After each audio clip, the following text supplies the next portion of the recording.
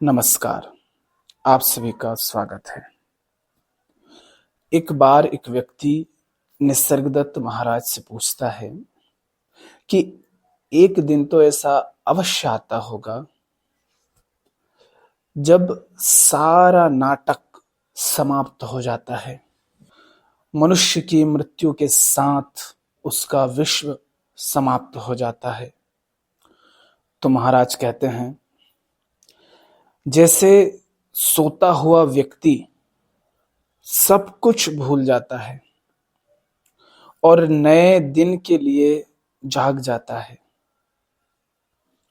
या जैसे वह मर जाता है और नए जीवन में प्रवेश करता है, उसी प्रकार इच्छा और भय भी विलीन और पुनः प्रकट होता है। परंतु वैश्विक साक्षी यानी सर्वोच्च आत्मा ना तो कभी सोता है और ना कभी उसकी मृत्यु ही होती है। वह महान हृदय शाश्वत रूप से धड़कता रहता है और हर धड़कन के साथ एक नया विश्व अस्तित्व में आता है। प्रश्नकर्ता पूछता है, क्या वह चेतन है? तो महाराज कहते हैं, वह मन के लिए अगम्य है। वह अस्ति और नास्ति से परे है।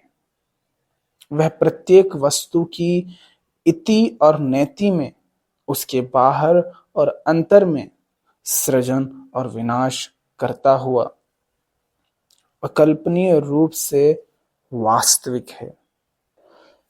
क्या कहना चाह रहे हैं? हम सोचते हैं कि ये जो सारा खेल चल रहा है, प्रकृति का नृत्य चल रहा है, ये किसी दिन समाप्त हो जाएगा। हम इंतजार करते हैं कि कोई दिन ऐसा आएगा जब वह सारी घटनाएं घटनी बंद हो जाएंगी जो घट रही हैं। मगर चल क्या रहा है? चल यह रहा है कि आप इस देह विशेष के साथ आसक्त हो गए हैं। तो जब इस देह की स्थिति बदलती है, माने चेतना की स्थिति बदलती है, तो इसके लिए सब कुछ बदल जाता है। जैसे कोई व्यक्ति सो रहा है, ऐसा नहीं है कि तब कुछ नहीं है। जैसे यहां पर महाराज ने कहा कि जैसे सोता हुआ व्यक्ति सब कुछ भूल जाता है और नए दिन के लिए जाग जाता है।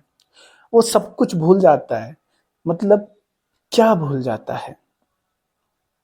वह सब कुछ, वह सारी बातें, सारे नाम, सारे रूप, सारे अनुभव भूल जाता है जो इस शरीर की चेतन अवस्था के दौरान अनुभव होते हैं। सोना यानी निद्रा की अवस्था, यह भी शरीर की ही एक अवस्था है। उस अवस्था में क्या है? उस अवस्था में ऐसा नहीं है कि कुछ नहीं है, उस अवस्था में भी कुछ है। मगर जैसे जागृत अवस्था में क्या है, उसकी बात आप सुसुप्ति अवस्था में नहीं कर सकते, उसी तरह से सुसुप्ति अवस्था में क्या है, उसकी आप जागृत में नहीं कर सकते। हाँ, आप उसकी कल्पना कर सकते हैं। तो हम सोचते हैं कि मृत्यु के साथ सारा खेल समाप्त हो जाता है। इसको जरा ऐसे देखो कि जिन लोगों की मृत्यु होती है उनके साथ क्या होता है। मृत्यु माने आप शरीर की मृत्यु की ही बात कर रहे हैं। शरीर को ही जलाया जाता है, शरीर ही पैदा होता है। तो शरीर का क्या हाल होता है? वो शरीर तत्वों में पुनः मिल जाता है, नए नाम, नए रूप, नए आकार ग्रहण करता है। अब जैसा उसने आकार ग्रहण कर लिया, उस आकार के अनुरूप उसमें चेतना प्रकट होती है, उसके अनुसार उसके लिए जगत होता है। इसको ऐसे देखो कि एक नदी है जो लगातार बह रही है। वो बहते बहते बहते बहते एक समय के बाद जाकर समंदर में मिल जाती है। क्या नदी का अंत हो गया? क्या सारा नाटक, सारा खेल समाप्त हो गया? नहीं, अब नदी समंदर हो गई। थोड़ी देर पहले वह इस सारे खेल को नदी होकर के देख रही थी, नदी होकर के बह रही थी। अब वह समंदर होकर के देख रही है। अब उसे ख्याल नहीं है नदी होने का।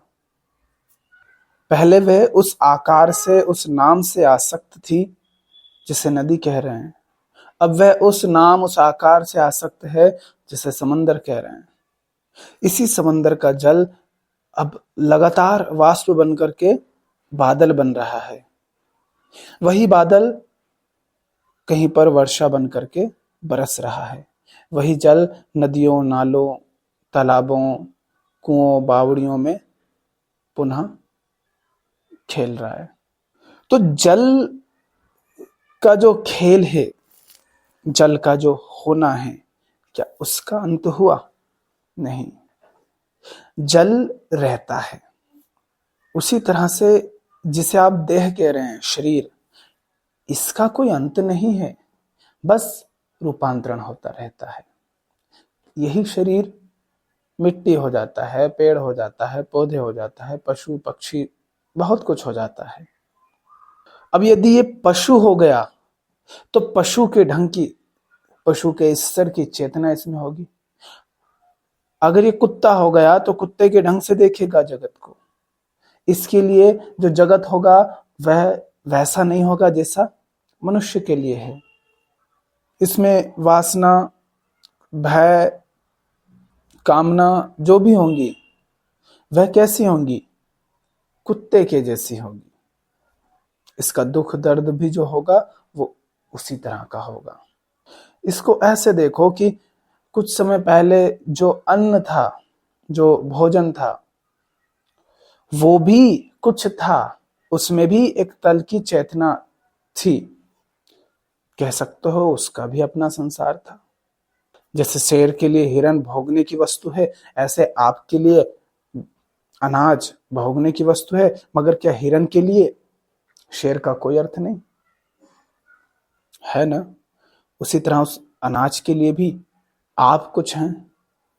मगर जब वह आपके शरीर का हिस्सा हो गया तब वही वह ना अन्न और आप दोनों में भेद नहीं रहा।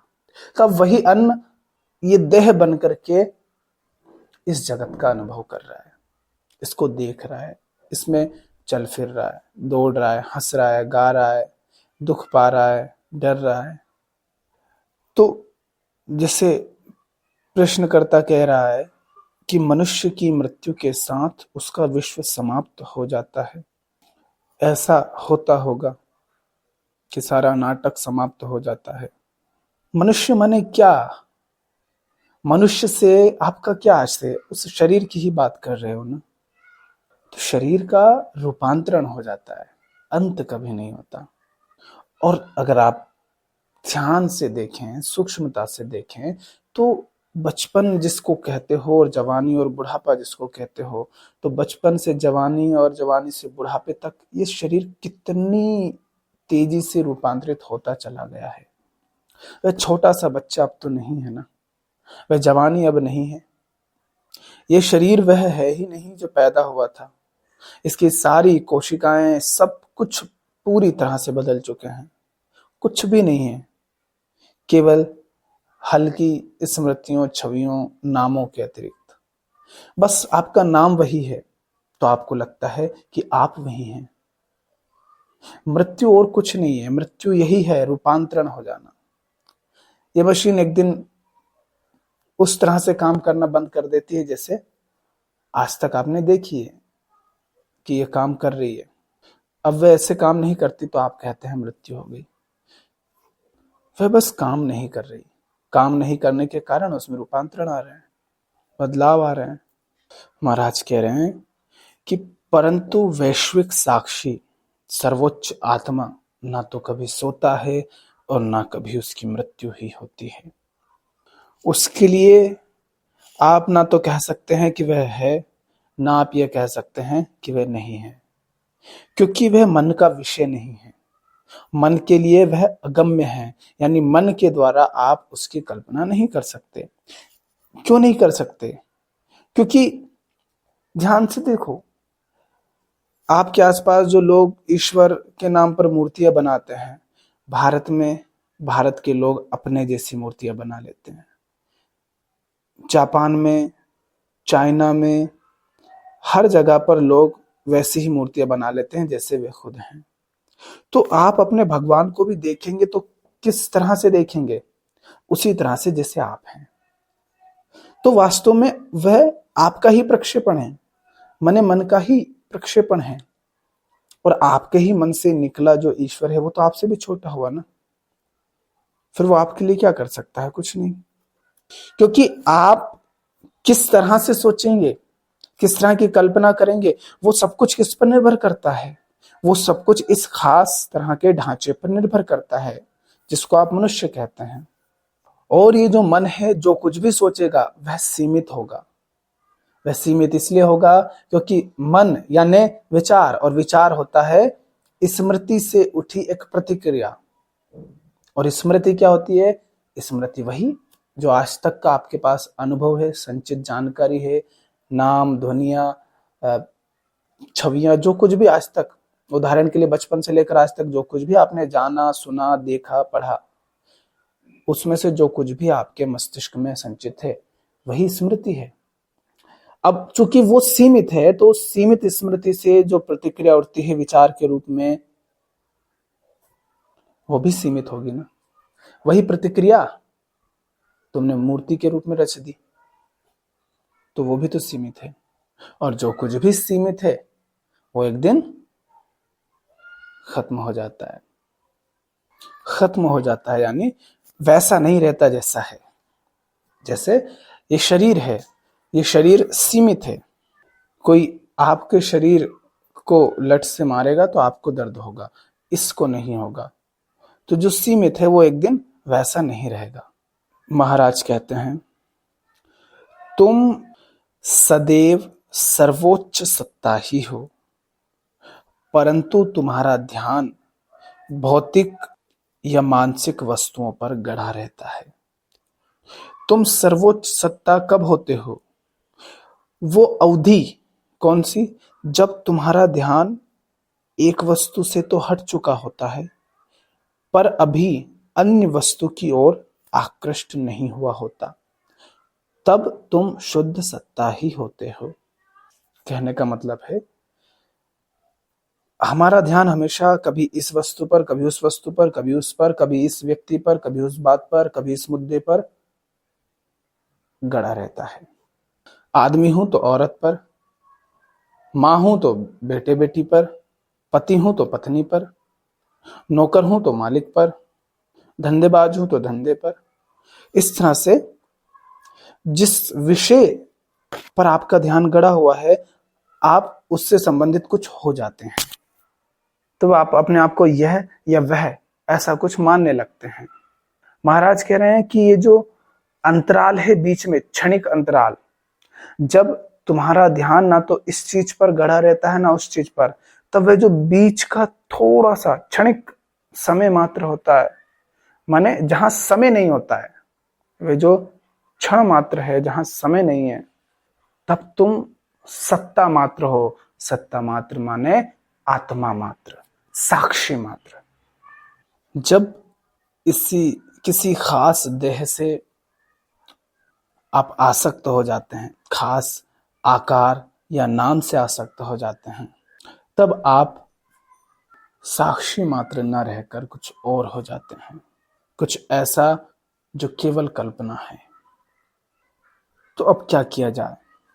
महाराज कहते हैं, मन को मैं हूं यानी होने मात्र के भाव पर सुदृढ़ रखने से मैं यह हूं, मैं वह हूं, मैं यह हूं, यह विलीन हो जाता है और केवल साक्षी हूं शेष रहता है। और फिर वह भी यानी साक्षी भी मैं सर्व हूं में निमज्जित हो जाता है, तब सर्व एक हो जाता है। कह रहे हैं कि अपने मन को बस अपने होने मात्र पर सुदृढ़ कर लो। होने मात्र पर यानी मैं हूं, मैं यह हूं, मैं वह हूं, मैं ऐसा हूं, मैं वैसा हूं, इन सब से हटाओ, बस मैं हूं, इस पर सुदृढ़ कर लो। मैं ना यह हूं, ना वह हूं, ना ऐसा हूं, ना वैसा हूं, कुछ नहीं, बस मैं हूं। फिर ये जो पृथकता का भाव है वह भी समाप्त हो जाता है। फिर मैं सर्व हूं, माने सब कुछ मैं ही हूं, सब कुछ मैं हूं, मैं सब कुछ हूं। मैं का सर्व हो जाने का अर्थ है कि फिर जो पृथकता है, मैं भाव है, वह भी नहीं रहता, मैं हूं यह भी नहीं रहता, केवल होना मात्र रहता है। तब या तो आप सब कुछ हो या आप कुछ हो ही नहीं, या तो पूर्ण या शून्य। तो मन को मैं हूं पर सुदृढ़ करें, ना कि मैं यह हूं या वह हूं या ऐसा हूं या वैसा हूं, इस पर।